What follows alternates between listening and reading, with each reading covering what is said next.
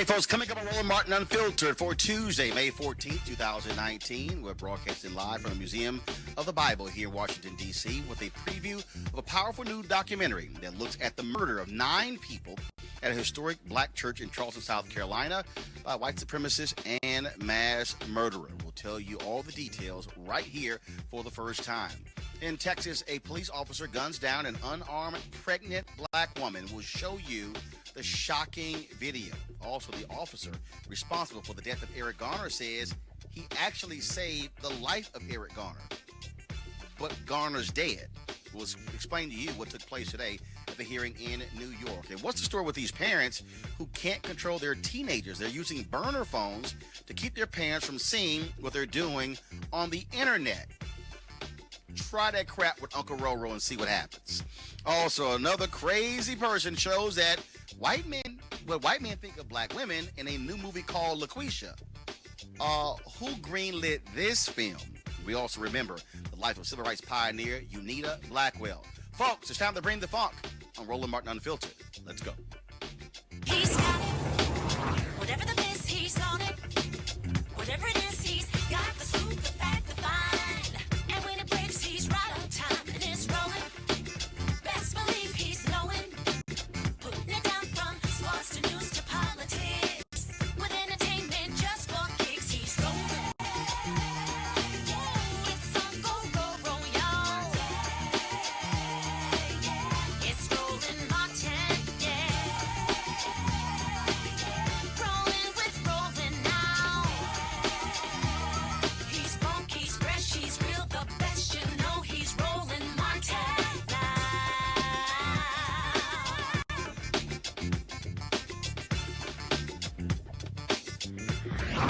Martin.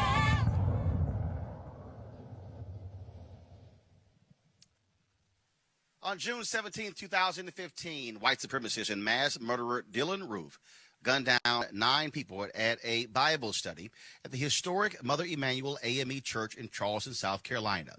In a powerful new film that premieres in June, Emanuel tells the story of that tragic day and how the power of forgiveness brought a community together. She said, you better get over here. She said, because I got to go. She said, you know what? You catch me at the car. And I could hear her at the car talking to somebody. But that's the last time I saw her. In what one city official is describing as a targeted attack, a white gunman stormed into a Bible study at Emanuel AME. He sat through the whole Bible study, and when we closed our eye to pray, that when he lit up the room. There is something particularly heartbreaking about a death happening in a place in which we seek solace and we seek peace. He said, ma'am, I can't let you go back there. I said, sir, you don't understand. My mom is in there. And she said, who is you? I said, I'm the daughter. She said, I'm sorry, baby, your mama's gone. I've seen other cities explode under the weight of a single murder. And now we have 9 dead bodies in a church. There's going to be a response. A white man who wanted to start a race war came to a very historic African-American church to kill black people, and that is what happened in our city. An act that he imagined would incite fear. An act that he presumed would deepen divisions that trace back to our nation's original sin. Oh, but God works in mysterious ways. The alleged killer could have never anticipated the way the families of the fallen would respond when they saw him in court in the midst of unspeakable grief with words of forgiveness. He couldn't imagine that.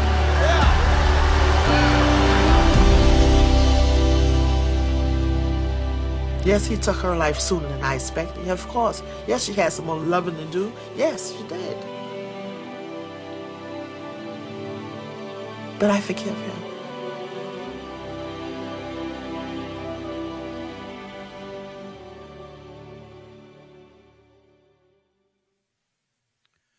Joining me now is one of the producers of the documentary, Dimas Salivarios. Dimas, welcome to Roland Martin Unfiltered. It's a privilege to be on with you. First and foremost, why did you want to do this? What is your connection with Emanuel AME? So I was a first responder to the shooting. I was in New York City, and my wife, Tiffany, woke me up and said there was a shooting in Charleston. And then myself and my two kids very quickly said, well, let's fly down. We flew down, showed up to the scene, started giving money and prayers to some of the family members. No idea, no thought of doing a film, just to minister to the families. And about a year and a half later, a film director who had a successful film, his name is Brian Ivey, said, I have a few projects in my heart. And when he said Emanuel, we just leaped back like, do you know we were there? He didn't even know we were there. I said, I know all the family members. And then we said, but the one thing we want to do is not do this film for money, but we want to bless the family members with the producer's gift that we would normally receive for this kind of work. And I said, I'm all in, and that led to the journey of making the movie Emanuel. Now, obviously, folks were shocked and stunned when this shooting took place. And for you to be in New York and then all of a sudden say, you know, we're going down, that's certainly different from what a lot of folks who were just simply watching it from afar. Yeah, I'm kind of like you. So in the sense of, I'm not just going to sit back and watch the news anymore. I have to see it for myself. I have to show up. I was in Haiti when the earthquake happened. I flew down as a first responder. And what I saw reports on the news as juxtaposed to what I was seeing, the beautiful Haitian response on the ground, it really upset me. And from that point on, I said, as a Christian, I'm not just giving over our God-calling gifts to the world to do whatever they want to do, but we need to suit up and show up like the original church did, and that's a model that I live by. This story was obviously shocking to a lot of folks. I mean, at that time, it was the worst mass shooting in a church, and we've actually had several taking place ever since then. It is still stunning for people to think that here were folks who were in a Bible study, and this white supremacist could sit there and have folks pray over him and with him, and then this actually happened. Yeah, it's, you know, those family members to me are martyrs, and they are heroes. And the black church has always been open to anyone to come in and fellowship with them. And what he said was, after he felt the love in the room, that he almost thought about not going through with it. But then he said, forget that, and then went to shoot and kill so many incredible people. And it just shows, you know, the reality is there's still an existence of racism in this world. Evil still exists in this world. But I think as individuals and as the family members displayed, hate cannot win. And we always must stand against unrighteousness and evil. And I think that story is going to be told on June 17th when this film comes out like America's never seen before. I was at an event, and I was listening to Nikki Haley talk. And she, of course, was the governor then of South Carolina. And she was talking about all they went through and the Confederate flag coming down in South Carolina. And I'm sitting there, and I'm going, yeah, but I'm not going to sit here and give you massive amounts of credit for taking that flag down when it was black blood that had to be shed in order for it to go down. And it was very interesting because there were folks around me who were sort of like, you know, why do you have that position? I said, because if you understand the history of black people, there's not been a single thing that has happened in the history of America where black blood was not spilled first before it happened. If you go back to the Civil Rights Act of 64, Voting Rights Act of 65, Fair Housing Act of 68, all of those massive developments, it let black people died first. And then America said, okay, we better respond. And that's also what I think about, you know, people were talking about again after the fact what happened, but it was black blood that was shed. Yeah, I think the blood of African Americans, there is something special and powerful that takes place when people see the blood. When I think of the blood of Jesus and the shedding of innocent blood, and I think people have the reality of seeing black blood is not the aggressor in these matters, it's the victim. And I think it hits this country in a way that nothing else does. And there's white leadership currently that leads the country, and I think people respond, and I wish they would respond through other ways, and I hope and pray that this country gets better. A lot of folks focused on forgiveness. And what struck me was that after 9/11, a lot of folks didn't have the same posture of forgiveness. When I think about other things that have happened, and it is as if when something affects African Americans, there is this notion, this idea that, they kept asking the question, can you forgive? And a lot of black folks were saying, no, I might be able to forgive, but it's going to take a while. But it seemed in the aftermath that so much attention was just on that, as opposed to still the pain, the agony, the PTSD that resulted from this tragic shooting. Yeah, I think there's something, and the family members can say this way better than me, something supernatural happened in that bond hearing. People did not come in there planning to forgive whatsoever, but they said the presence of God showed up in a way that was beyond what we can articulate, that made their hearts forgive, but at the same time they sought justice. Charleston is one of the first places that we now have someone of a hate crime on death row that has killed African Americans. Charleston did not burn. So something powerful has happened in Charleston. I don't think it satisfies everyone, but the bloodshed of African Americans and the death and slavery and the hurt and the pain, I don't know what would ever make me feel totally vindicated, but I can just say that God showed up, and not everybody forgives, but a large majority of the family members did. Last question for you. We were here at the Museum of the Bible. First of all, there's going to be a screening of the documentary, and so Demos has to get there as well. And so then we're going to have a panel afterwards that I'll be moderating. We'll also be live streaming that, so trust me, you want to come back for that. We're dealing still with white supremacy in this country. There was a white man in Kentucky who wanted to go kill black folks in the church. The church was locked. Instead, he went to a Kroger and killed 2 black folks in that Kroger. There was a white man in New York who killed a black man with a sword, and he said he wanted to kill other African Americans as well. Heather Heyer gets killed in Charlottesville, Virginia, where they had the march there as well. What do you hope this documentary, this film, will say to this nation when it drops on June 17th, 2 days before Juneteenth, which is, of course, the only national holiday, the only holiday in Texas, of course, where I'm born and raised, as a state holiday, but it's the only recognition of slavery in its sort of holiday. What do you want the nation to learn when this drops? I think by watching this film on June 17th, and then it'll also be on June 19th, the date that you're describing, I think the nation will really reflect. I think this film will bring great unity.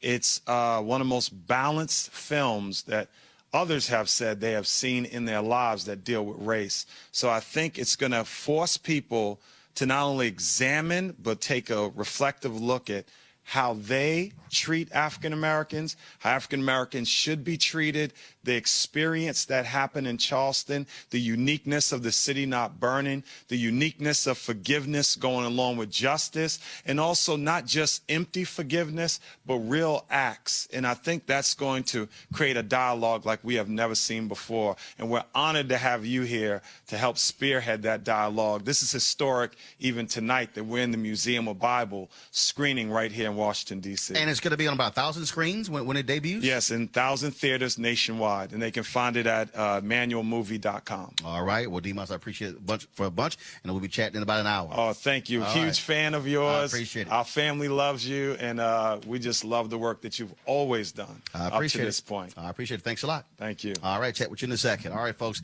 Let's now bring in our panel there, of course, in our studios in D.C. Malik Abdul. He is Vice President, Black Conservative Federation. Amicia Cross. She's a political commentator, Sinclair Broadcast Group, and Kelly Bethea, communications strategist. I want to throw this out to all three of you. That issue that I raised with Demos, and that is forgiveness. That was something that we constantly heard on cable news and on broadcast news in the aftermath of the murders of Emanuel 9. And there were a lot of African Americans who were really, really upset because there was this whole notion that somehow for black people, we always have to quickly go to forgiveness. I didn't hear that same thing after the synagogue shooting that took place in California or the synagogue shooting that took place in Pittsburgh. What is it about America that always wants black folks to quickly forgive as opposed to how other people have reacted to these sort of stories? Anybody can jump in. So I'll start it off. I don't know if, particularly in the case with Mother Emanuel, I think what we had we actually had the family members, and I think you guys mentioned that in the discussion that you had, the family members who were actually prayerful. You know, they talked about that. They were very open in their Christianity. And so I think that's just a part of the fabric of who we are. I think we just, during the 400 years that we've been here, you know, you can say that we've actually been forgiving in ways that many people would not. I think a distinction between what happened after Mother Emanuel and some of the other instances that you referenced is that there wasn't that same focus from the actual parishioners themselves on what their religion does. And I don't mean that in a negative way, but the parishioners there, the victims, they were very open. The families were very open about their forgiveness and their honesty, their Christianity. So I think there's just a distinction in how they responded and the other people responded as well. Kelly, Amisha, go ahead. The original question is why you think this happened, the forgiveness part?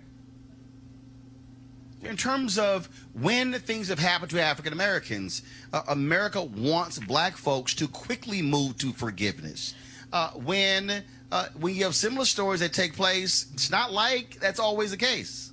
I think a component of this is the fact that it's almost expected that we die. I think that we still are in a stage of our citizenship in this country where we are still considered second-class citizens. So when something negative happens to us, it's almost kind of like a grin and bear it because you're not even supposed to be a citizen. There's that component to it. You don't ask a Jewish person to stop mourning the Holocaust, but you ask us to stop mourning, 400 plus years of enslavement, Jim Crow, and just the overall disenfranchisement of an entire race of people.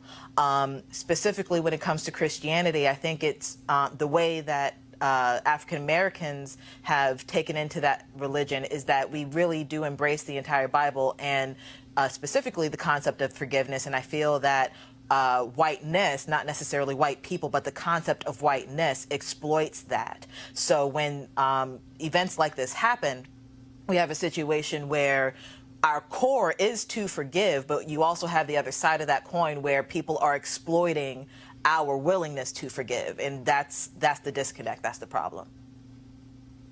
Amisha? To make sense of an America that has, by and large, always treated African Americans unfairly, has not really recognized our pain throughout slavery, throughout the post-slavery era, down through Jim Crow and beyond. I think that for African Americans specifically, holding on to religion, specifically holding on to the aspect that says that things can get better, holding on to the aspect that says that we should forgive, and not holding that in, because as an African American, I think that it becomes very hard for you to continue to move, continue to exist in this country if you remain in that constant state of anger, or that constant state of feeling like someone has their foot around your neck or on your throat. And I think that for the majority of the population, when they think about forgiveness, at least today, when we're seeing more and more people rise up, revolt, get really upset about these things, it's a huge juxtaposition with what we have seen historically. I will say that there are a lot of people who, after that, after the church incident, did not forgive. I think that it speaks a huge testimony to the family specifically, that they came out and they they actually talked about their forgiveness, but also to the rest of the nation. Because as you stated, there are incidents of shootings in mosques. There are incidents of shootings of other religions. And what we have seen is a group of people who responds very differently. But we also see an action of America that understands their pain. Even with the forgiveness mantra here, we don't see an America that still remembers this. I'm very grateful that the movie is out, or the movie is coming out, just because people have swept this under the rug. We will hear about other instances of abuse on Christians day in and day out. We will hear about it when something happens to Jews. We do not hear about it when it happens to black churchgoers. Yeah. And I'm very grateful that this is a conversation we continue to have. Yeah, absolutely. May I add? Well, in fact, Malik, I'll tell you this here, and this was the issue that I took issue with.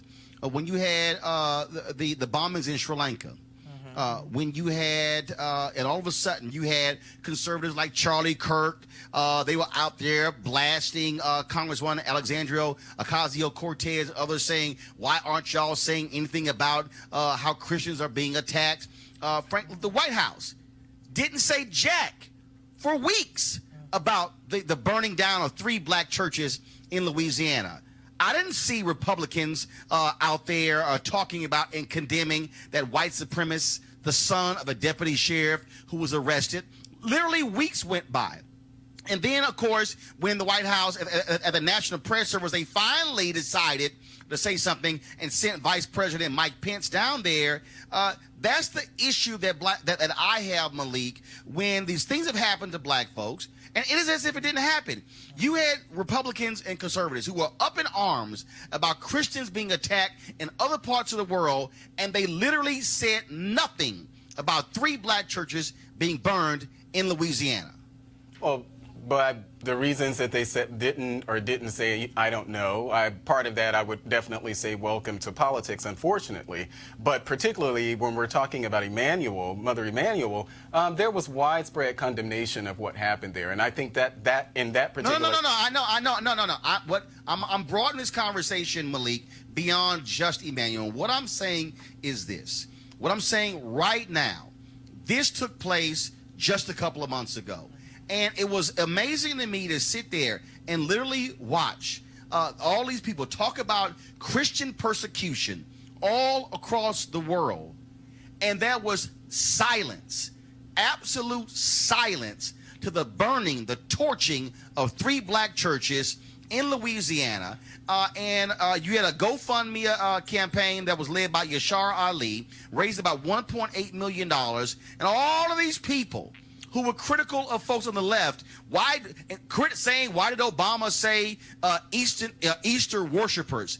They said nothing about black churches being burned down. And all I'm saying is, if you're going to walk around being all Christian and holy, you better say something about black churches being burned down. No, absolutely. But we have to also acknowledge that we're really living in a very politically toxic climate. I don't think that these issues should be political at all. I do feel as if that when things happen, particularly with Mother Emanuel, there was a focus on race for sure, but that was really an attack on Christianity in the same way that when these assailants go into these mosques and kill people in mosques, that it was an attack on their particular religion. I don't think that we pay enough attention on that.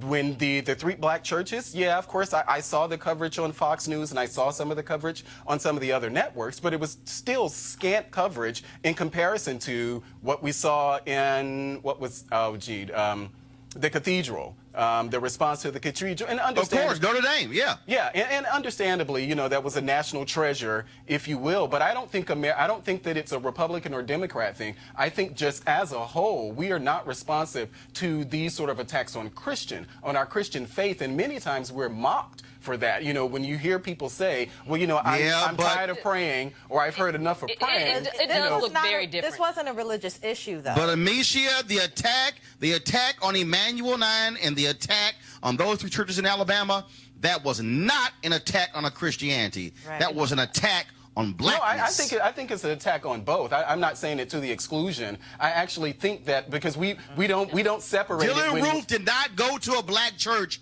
to kill Christians. Well, he went to a black church to kill black people. Like, let's be real. If we're gonna speak it, we have to speak it in its in the way that he intended. At the end of the day, this was a white supremacist with a white supremacist agenda to kill as many innocent black people as he possibly could. He chose a historical church with strong relevance for not only black faith and black Christianity, but also one that was known for holding civil rights era meetings, one that was known for training advocates throughout the community. He chose this church with that in mind. And let's not forget, the most segregated place in America is church on Sunday. So when we talk about Christianity, we have to talk about the Christianity that America sees. There's white Christianity and there's black Christianity. And it doesn't matter what side of the political spectrum you are on, that is what people view the lens through.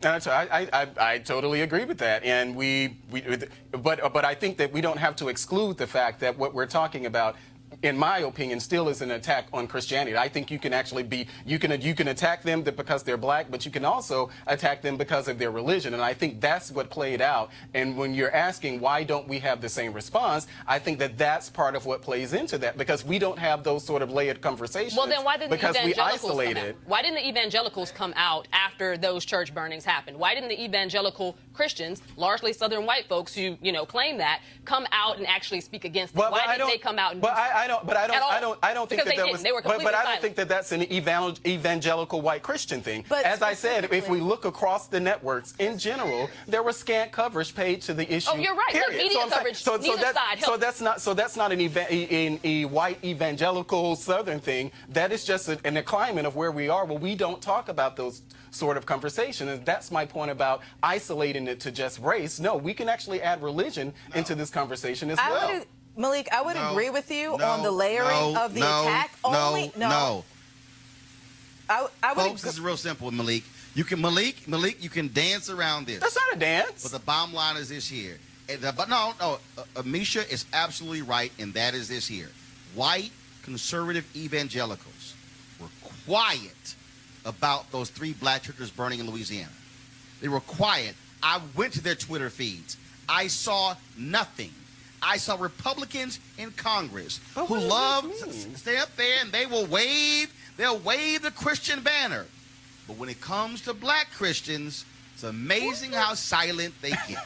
But something that you also need to take into consideration, I would agree with Malik if that were true. But the bottom line is, Dylan Roof was convicted of a hate crime, particularly because of the race component. He went into a black church. He didn't go into a white church. He didn't go into a Hispanic, Latinx church. He went into a black church specifically because there were black people in it. And if he were considering the Christian component, there would have been, a different church, frankly, because it's not like there aren't, interdenominational, multiracial churches in South Carolina. But he went to one that is specifically geared towards black history, black churches, the black plight in general. But he wasn't considering Christianity when he went into that church. He was considering black people, and that's why he was convicted of a hate crime. All right, folks. I got to talk about this disturbing video of a pregnant black woman. This video, of course, we saw today. A pregnant black woman who was shot and killed in an apartment complex last night in Baytown, Texas, which is a few miles from Houston. I'm just warning folks in advance. It could trigger for some folks, but here is this shocking video.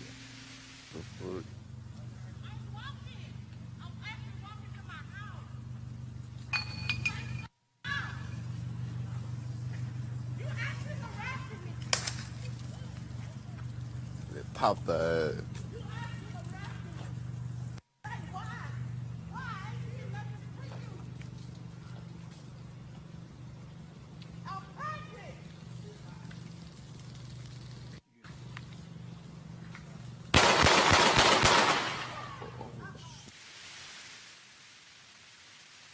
Again, this happened in Baytown, Texas. The police department there has not released the identity of the officer. In a statement, they said that the officer approached her because of some outstanding warrants. I'm just trying to understand, Amisha. Outstanding warrants leads to death? In no scenario. after further digging into this story, it turns out that this woman was clinically labeled a paranoid schizophrenic. She was someone who had recently lost her living situation. She was coming up on an eviction notice, and that's the reason that police had been called to her place previously.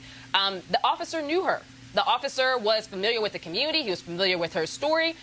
This woman needed help. She did not deserve what happened to her. It's very disappointing, but it also goes down that continued trek that we have seen multiple times over, where a police officer is going to argue that he in some way felt threatened. In this case, he said that it was because she grabbed the taser and tased him. We now know from everyone seeing the video at this point that absolutely did not occur. So the officers are trying to backtrack and try to figure out a way to make this story work. What we also know is that when you are working with someone who has a verified mental illness, there's a specific training that officers are supposed to be given for this. Even the way in which he decided to try to restrain her was against everything that they are taught. So I think that we have a lot to deal with here. One, the police behavior in general, but also looking at what that actual academy, what that actual police union is going to say coming up after this, but also the way we view and treat people who have mental illnesses as well. Again, this is not something that is conjecture. She was a paranoid schizophrenic on medication, something that everyone knew. Kelly, here's my whole deal, okay? And I have never, nor will I ever condone hitting a woman. But you're a cop. Smack her. Hit her with your elbow. Knock her down. You don't pull your gun out and shoot. It's not necessary. She's now dead. And for what, right? Because like my panelist was saying, she was, clinically schizophrenic. She was clinically mentally ill. And we don't know whether he had training for situations like that, but you would think that common sense should tell you that even you knew the person, you knew her disposition, you knew all of these things about her before encountering her last night, and yet you still went this route. And I said something a couple weeks ago regarding police officers and other people in client-facing situations. If you have an inherent racial bias that you cannot control, you should not be in this job. And I'm not talking about just police officers. We've had a slew of just people who just do not understand that Black Lives Matter. So if you are a cop, if you are a teacher, if you are a doctor, a flight attendant, we had a story on there before, landlord, what have you, if you have a disposition to act upon your racial bias in your job, despite whatever training you may have, despite what your superiors tell you or not tell you, you should not be in this job. You need to find something else that does not threaten my life and my quality of life just because I'm living. We have another African-American Malik who is dead. This woman is dead. She can't be brought back, and it's as if when as black people we will resort to grabbing the gun and firing. I don't. Maybe y'all can. I didn't see anything in that video. Nothing. Well, that officer somehow his life was threatened, and it required deadly force. Yeah, this is another unfortunate incident. We've had many of them before. I tried to watch it. It was kind of really uncomfortable for me to watch, so I couldn't watch the entire thing. But just listening to it, it reminded me of George Zimmerman when he followed Trayvon Martin. I don't know if everybody remembers that background. We all remember. Yeah, just listening to that. And so this is another incident. We've seen so many like it before. I think in this case, the officer, I think he was Hispanic or something, but it actually shows that it really doesn't matter. There seems to be, irrespective of race, the race of the actual officer, that there is this notion, this heavy-handedness when it comes to the treatment of black bodies. We've seen it time and time again, and this is just another example of such. I can't imagine whether the woman was pregnant. Of course, that makes it even worse, but I can't imagine, just based on that short visual that I saw, any circumstance why that woman should be dead now. And it's unacceptable. We have to do more to address it. We have to talk about it on shows like this. These type of things not and that they don't just have to be on these type of shows. These are things that we need to actually push out to our other network, to our network media, to really make sure that they're focusing on it. So when this black Twitter that we have, make sure that the networks that you like, it may not be Fox News or it may not be Roland's show, you know, make sure that you are out there pushing these stories to get the type of attention, because many times we don't hear much about it until we're on Roland's show. And so I think that we need to actually do a better job in how we're advocating for these type of things too. But this is unacceptable, 100% unacceptable, and I can't imagine a circumstance why the officer, other than some bias, I can't imagine a circumstance why the officer felt like his life was in danger. Or why he is actually on paid leave right well, now. first of all, good luck. Good luck. The other networks actually focusing on this case has to rise to a certain level. Of course, such as the Eric Garner case. Speaking of that, lawyers battling over whether the NYPD officer who killed Eric Garner should be fired for using the chokehold to kill Eric Garner. In defense, Daniel Pantaleo's attorney said, y'all, check this out, that Pantaleo saved Garner's life by keeping him from falling through the plate glass window. Garner's dead. And so I got to ask the panel there, I'll start with you, Kelly. I'm just trying to figure out, how did Pantaleo save the life of Garner when Garner died? He didn't. I mean, I could expound upon that, but it's just quite simple. He did not. I think that the lawyer for Pantaleo is just really grasping at straws to, you know, save his client's skin at this point. But it's been clear for the past, 4 years or so since this has happened, that there was absolutely no reason for it to have escalated to the point of Eric Garner's death. The fact that this is not a trial for murder and really just a hearing as to whether he's going to keep his job is disgusting and racist in its own right. But to answer your question, Eric Garner's dead. So clearly, even if that were the case, like he lied, it's just simply not true.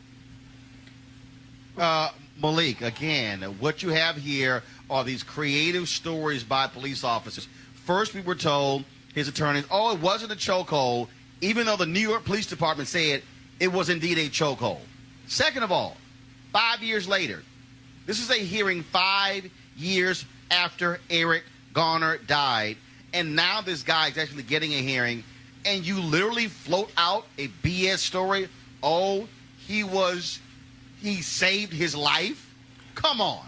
Roland, if we were to just try to be logical and understand what it is that the officer is alleging here, he's saying that, well, you could have died one way, but I killed you another way. That's essentially what he's saying. That you could have died one way, but I saved you, and so I killed you another way. That's essentially what he did. You know, this Eric Garner is dead because he was selling a Lucy. He was selling singles, as they call him here in D.C. He was selling singles on the block. That's why Eric Garner is dead. And the idea that they had to put that much force on him, on his throat, that he ends up dying after that, and then it's insulting for the officer, for his lawyers to come up with this, as we say down south, this cockamamie excuse about him possibly dying another way. It is insulting, and it is something that, once again, it shows how black bodies are treated, how black bodies are viewed. And I remember, I think in that case, I think there was a grand jury or something. I think that they acquitted the guy, but that was a jury of our peers. You know, what does it say that a jury of our peers are not able to bring any charges or come to any agreement as far as charges in a case like this, where a guy who is dead, because not for committing any type of felony, but at most that's a misdemeanor. And so the fact that he's dead now, and we've had so many similar stories since then, it's infuriating. It's infuriating, and that's something else that we should push back against. But I don't know what our remedy is in this case.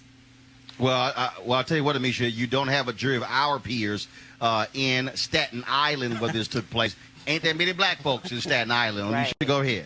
And selling loose cigarettes, actually, in most places, isn't even a misdemeanor. You would get a simple citation and walk away. Right. And I've seen it happen. There are, young people of all races who've been caught selling cigarettes on the street, and in most cases, they just brush it aside. Some people don't even get citations. In this case, you saw something that was extreme. You saw an officer who clearly had a vendetta, and I'll plainly say it, against black men. Because the way that he responded there was after years of something being, brought up in his soul. He really came for this man, and it was a lot more than just some loose cigarettes. You have somebody on the ground who is literally begging for their life, wheezing and letting you know that they are dying. Literally, he's telling you he cannot breathe, and you do not let up. This man was in no way violent. He was no way of a threat, and literally was technically being charged with something or, being brought in for something that wasn't even a forceful act. So there was absolutely no reason for the response that this officer gave. And to act as though, or to say now that, he saved him from something, completely ridiculous. You can't save a man who you killed. Yeah. All right, folks, we'll keep giving you these updates on that NYPD case, and hopefully there's justice in the death of Eric Garner. Going to a break. When we come back, I'm going to talk about several things, including what's up with this movie called LaQuisha? White guy imitating a black woman as a radio show host, and parents. Wall Street Journal had a story about these white parents who went to therapy because they were fighting with their kid over the cell phone. Uncle Roro could have took care of that in about 3 minutes. I'm going to break it down next. Roland Martin Unfiltered.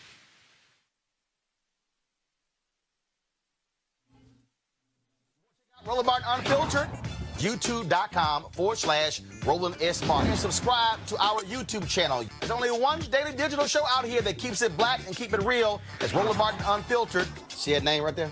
Roland Martin Unfiltered. Like, share, and subscribe to our YouTube channel. That's youtube.com/Roland S. Martin. And don't forget to turn on your notifications so when we go live, you'll know it. Hey, family, I'm inviting you to come out swinging and join me for a day of golf at the University for Parents Golf Tournament on Saturday, June 22nd in Southwest Atlanta's Wolf Creek Golf Course. It's a golf tournament with a purpose, a fundraiser for the University for Parents, a program designed to empower parent learners through education, inspiration, and support. This is a part of Susan Taylor's National Cares Mentoring Movement. And, of course, I've been a supporter of them. And, of course, when you empower the parents, you empower the children as well. The location of the tournament is 3000 Union Road. 3000 Union Road, and the shotgun start will be at 9 a.m. If you want to register, go to www.uforparents, letter U, uforparents.org. letter uforparents.org, or you can call 770-316-3487. We want to sell out all of our slots, and I certainly hope to see you there. All right, for my panel, I was, Lord have mercy, I was reading the Wall Street Journal today, and I came across this story where teens are buying burner phones to hide what they do on the internet from their parents. Now, the deal is that this story talked about this one particular family where they wanted to limit the screen time of their child. So at 8 p.m., she had to turn her phone over to her parents each night. Well, she said that a lot of her friends, they came online around 8 o'clock, and she felt left out. And so the family, oftentimes, she would sneak into the parents' room and grab her phone, and they would wake up in the morning with her phone right next to her. First of all, how in the hell your door not locked? But I'm going to deal with that later. So then the parents discovered that the girl was getting burner phones from classmates, all because they were on social media. The mama and the daddy, y'all, went to counseling to deal with this battle. They said it was 4 years of hell fighting with their daughter. At one point, she had a boyfriend, and she had some provocative photos of her and the boyfriend on her phone. The parents asked for the password. She said no.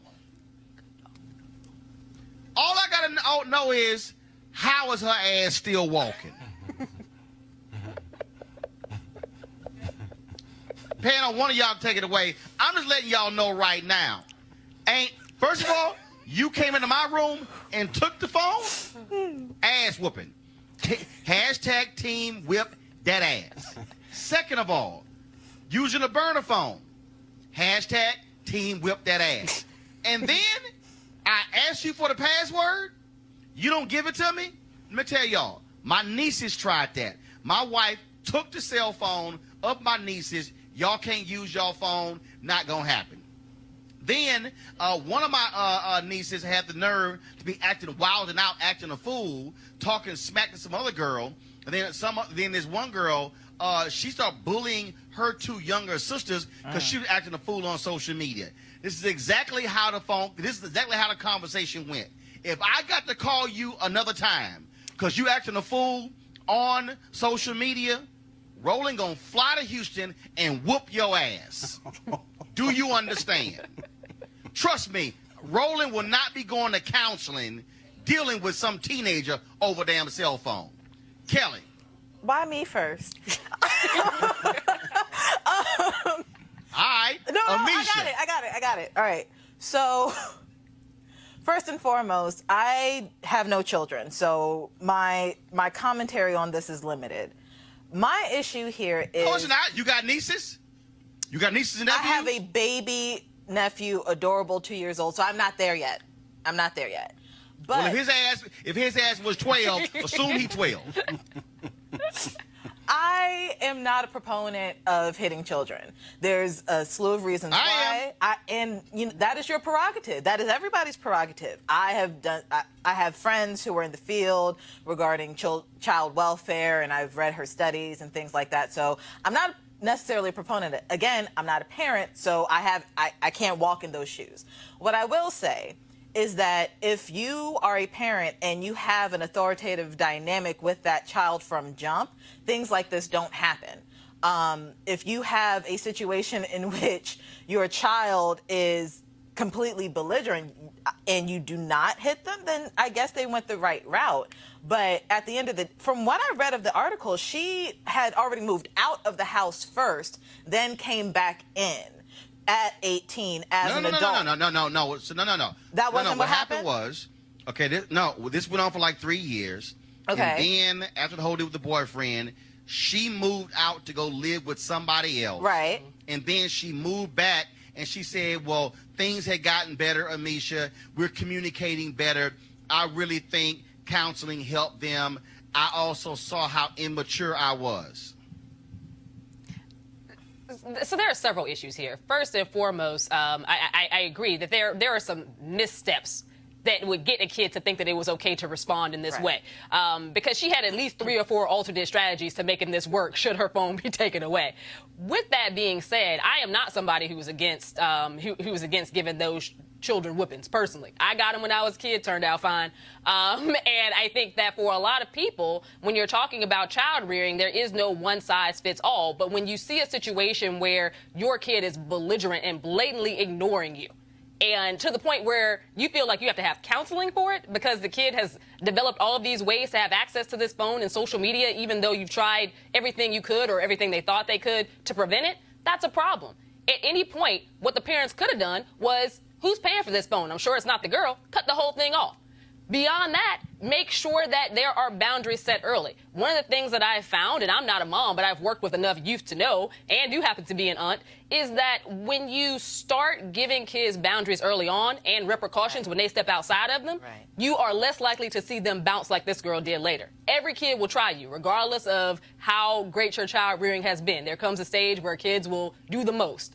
But I do think that once you have already set that groundwork, they know that there are only certain bounds they can act within. And it doesn't matter what Carrie's doing down the street or Bob around the corner, you can't do it in this house. Hey, Malik, let me explain something to you, okay? Zoom this camera out. Let me explain something to you. I'm going to show you something. I got 2 cell phones right here. Let me tell you how Uncle Roro would do this here. Imagine my niece was standing right here. And I got my cell phone and her cell phone right here. Imagine me doing this here. Don't you touch that cell phone. I dare you. That's all I got to say. trust me, if I took your phone and her ass, we woke up and the phone was laying next to her, meaning she snuck into the room and took the phone, all I'm saying is she would have trouble sitting down for a week. Right. Hey, I will say that I'm also touch that phone. I am not a proponent. Touch it. Of. Lay hands on that phone. See what happens. Like an electric dog collar. You already know. Yeah. So no. That phone gonna be like a hot oven. Don't touch it. You're gonna get burned. Well, and part of that, Roland, is that you instilled that early on, and I think that's what we're dealing with here. We were talking about setting boundaries. Well, you let that be known early on what the repercussions are if certain things happen. I'm not a proponent of physical punishment simply because I see a lot of that in my community where kids are publicly disciplined in the name of physical punishment, and we've seen studies after studies to show what happens to them later on in life, particularly for black boys. Now, this particular case, this is some foolishness. We know it's some foolishness, and we can I'm telling y'all right now, all y'all parents out here, y'all keep running around talking about new kids, new world. No, it's not. Your ass not going to be on that cell phone past 8 o'clock. Because I said so. You ain't paying for the phone. You ain't paying for the Wi-Fi. You're not paying for the service. And so if I tell you you're not going to be on the phone, you're not going to be on the phone. Me and my wife are not going to counseling because your little crazy ass. That ain't happening.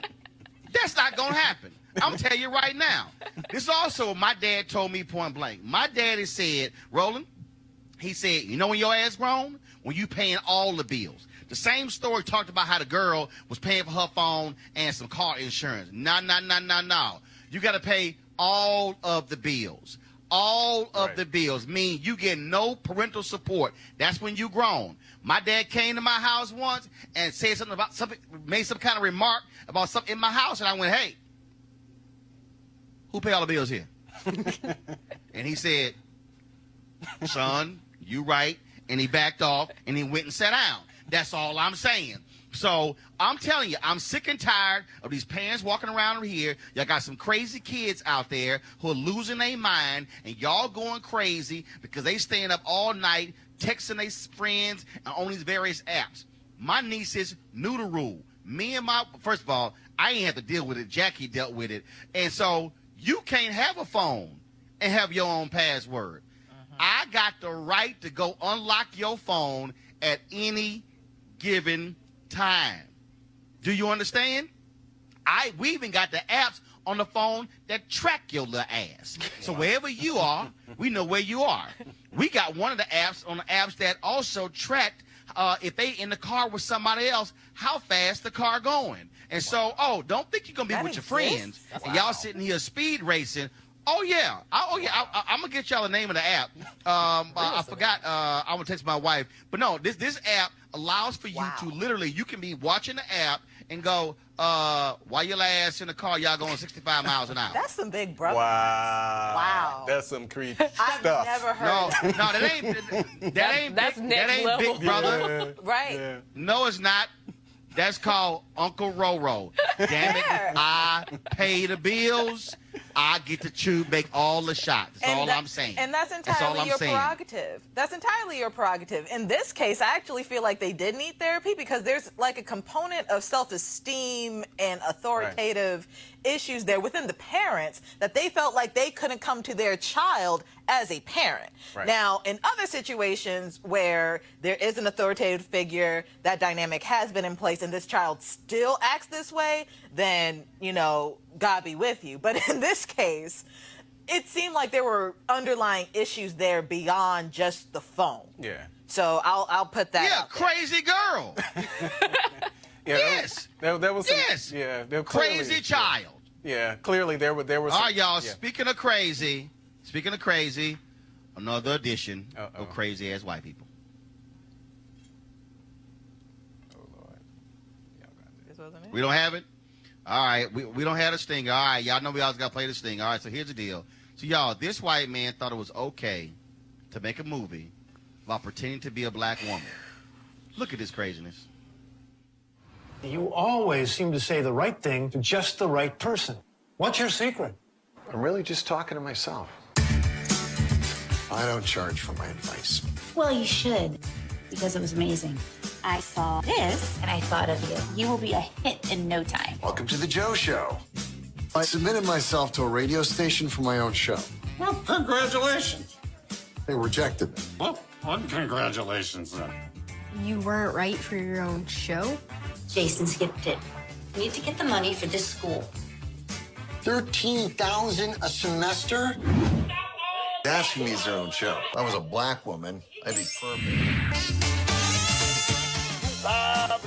She's brilliant. I know. Get her in here. Loquisha gonna be the biggest thing in radio, but I still need my anonymity. You nervous? Very. It's not a crime. It's theater. You live with Loquisha. What's your problem? Hi, Loquisha. It's free. Oh, I ain't talking to you, not the way you sound. Next caller.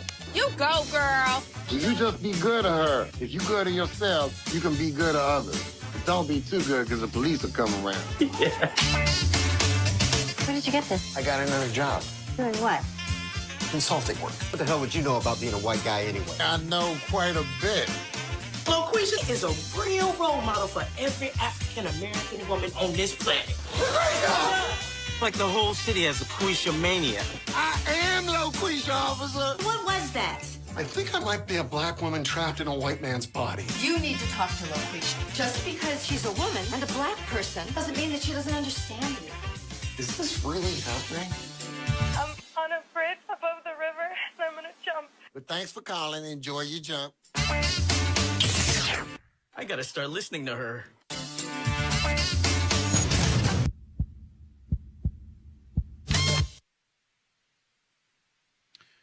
The man featured in the trailer is director and producer of the film, Jeremy Seville. Black Twitter's been dragging him since the trailer was released. He responded over the weekend comparing his film to the Wayans brothers' 2004 hit, White Chicks. Black Twitter didn't have it. The movie is set to be released in July. We'll see. Kelly, your thoughts? Let's just pretend this movie wasn't inherently racist and minstrel-like. Just from the trailer alone, it's not funny. Just from the trailer alone, it's poorly written. It's poorly acted. It's poorly produced. It's poorly shot. And it's just completely unoriginal. Adding the racist component to it, he doesn't even sound like a black woman that I know. From people down in the Bible Belt to as far north as Chicago to as far west as California, I don't know anybody who sounds like this who is a black woman. So it's just wrong on so many levels and just so insulting, because it's clear that nobody who was a black woman who had any sense of integrity about herself was a part of the filmmaking process. And for all the black people who were on that film, I understand that a check is a check, but do some soul searching before you get your next one. Amisha, in the words of 50 Cent, get the strap. He caricatured black women, and I can't say there are some who sound like that, Diamond and Silk, for instance. But they are also caricatures trying to get a check. At the end of the day, when you see a white band who clearly has this view and this lens of black women, it is problematic. But I think it's also an enigma of a culture that does not value black women, does not see black women beyond a certain scope, and likes to, regardless of how many degrees we get, how far we excel in our careers, still pigeonhole you into this one type or this one stereotype of black womanhood. And I think that to see a white man who is always seen, at least in this country, but I would probably say globally, as being at the top of the echelon, actually choose to, because he could not get a job that he wanted, one that was specifically open to minorities, choose to put himself in that place, I think is also deeply offensive. There are so many layers where this film just does not work. First and foremost, it's not funny. Secondly, it definitely plays on every single discriminatory trope we've seen against black women. But also, and to the previous point, we see that there are black women actresses in the movie. I have a real problem with the people, whether you need the check or not, signing on to something that portrays us in that way. And I think that Black Twitter should continue the dragging. All right, Malik. Yeah, I generally don't find these type of movies funny. Even the Wayans movie, I generally don't find them funny.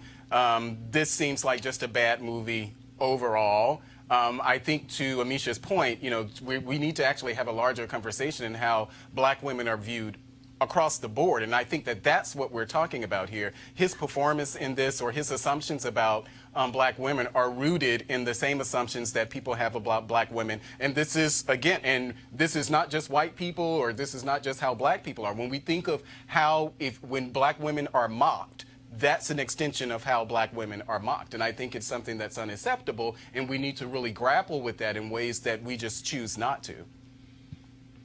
All right, folks. So last night I saw a different movie by director Deon Taylor, A Brother. Great film. It's called The Intruder. Stars Michael Ealy and Megan Good.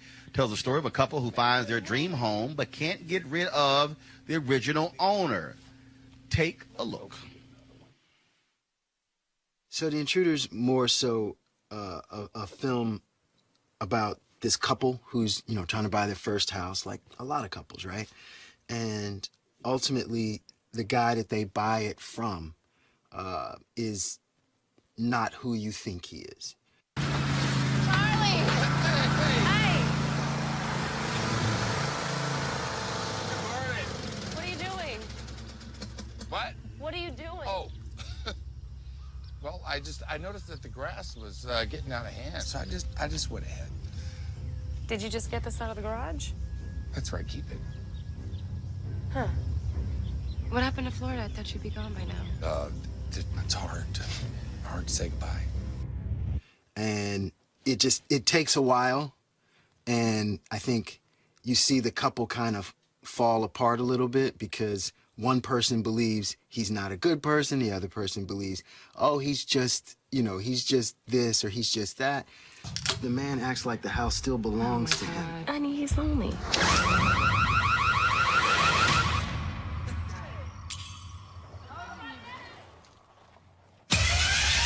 And ultimately, they both end up being confronted with his real demons. And that's when just nothing but chaos ensues.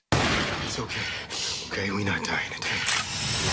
Everything I do for us.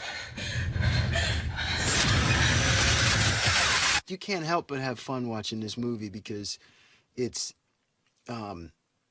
suspenseful. And you just want to yell at the screen and tell the characters what not to do. And you want to make sure that everyone hears you because it just kind of evokes those kind of visceral reactions.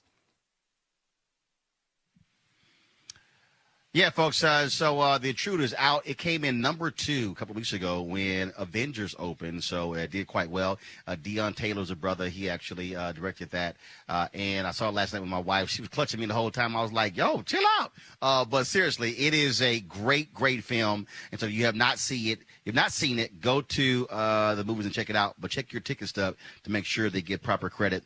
The Intruders is in movie theaters right now. All right, folks, we lost a civil rights pioneer this week, Unita Blackwell, a sharecropper who later became the first black woman mayor in the state of Mississippi and advised 6 U.S. presidents. She died on Monday at the age of 86. She was a project director and field secretary for the Student Nonviolent Coordinating Committee and helped organize voter drives for African Americans across Mississippi. She went to jail at least 70 times for her efforts. She said, quote, "I was put into the position of learning to survive some way and somehow by being black and in this country, but also being black and in this country, you learn a great lesson, and this is how to overcome. It's that power to move in the midst of opposition." We certainly appreciate Unita Blackwell for all she's done for our people and send our thoughts and prayers to her family and those who loved her. All right, folks, that's it for us here at the Museum of the Bible. I want to thank Kelly, Amisha, and Malik, our panel today. In a little bit, folks, we're going to be live streaming the panel conversation with the family members, survivors of the Emanuel 9 shooting. You don't want to miss that. This is an exclusive. Nobody else has been able to talk about this movie thus far. This is the first time doing so I certainly appreciate everybody who allowing us to do this. If you want to support us at Roland Martin Unfiltered, please go to Roland Martin Unfiltered RolandMartinUnfiltered.com. Join our Bring the Funk fan club. Every dollar you give goes to support this show, to allow us to do shows like this on remote here at the Museum of the Bible here in D.C., talking about this film and bringing to you these critically important stories. And so we'd love to have 100 of you join our fan club by supporting us via Cash App, Square, or even PayPal. Again, every dollar goes to support this show, and we certainly hope you do so. And so join our Bring the Funk fan club going to RolandMartinUnfiltered.com. All right, folks, I will see you guys tomorrow right here, Roland Martin Unfiltered. You have a great evening. Holla!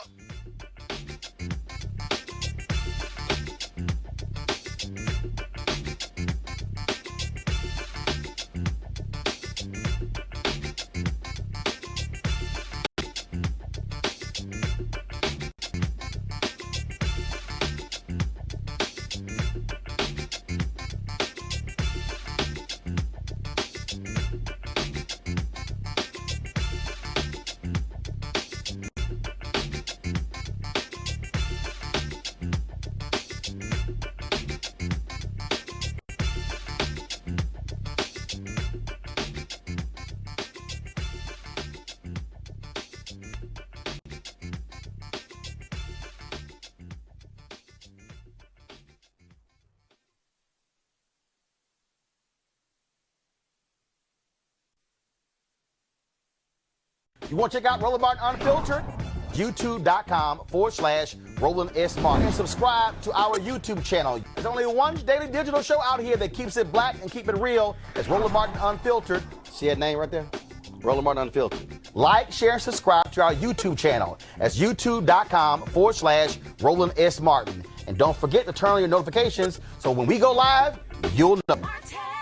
You want to support Roland Martin Unfiltered? Be sure to join our Bring the Funk fan club. Every dollar that you give to us supports our daily digital show. There's only one daily digital show out here that keeps it black and keep it real. It's Roland Martin Unfiltered. Support the Roland Martin Unfiltered daily digital show by going to RolandMartinUnfiltered.com. Our goal is to get 20,000 of our fans contributing $50 each for the whole year. You can make this possible. RolandMartinUnfiltered.com.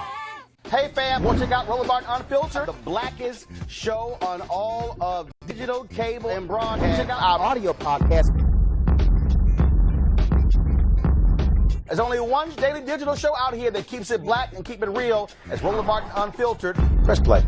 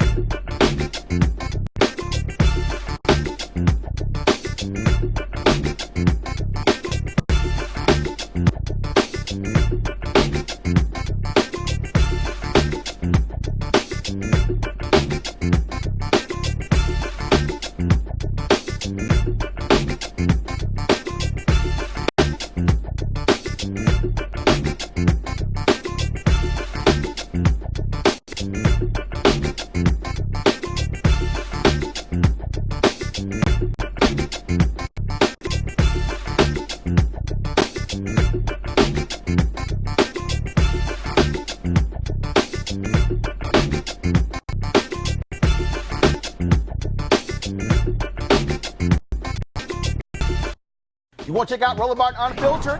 YouTube.com/Roland S. Martin. And subscribe to our YouTube channel. There's only one daily digital show out here that keeps it black and keep it real. It's Roland Martin Unfiltered. See that name right there?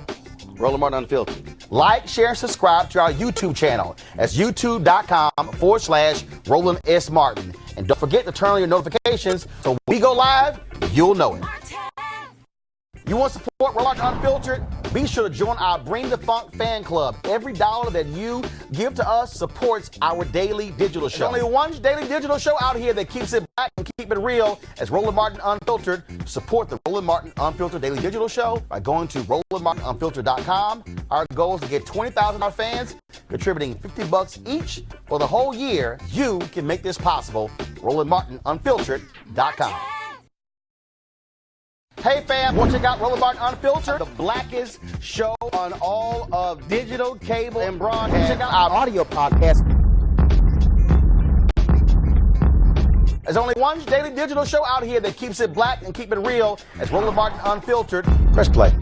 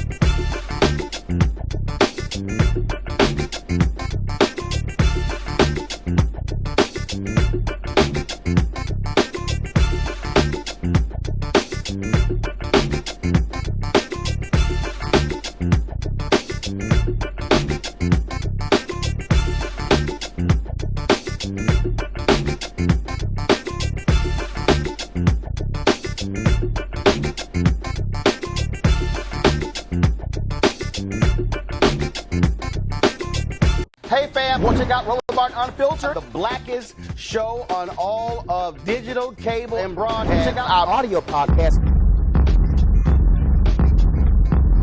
There's only one daily digital show out here that keeps it black and keep it real. As Roland Martin Unfiltered. Press play.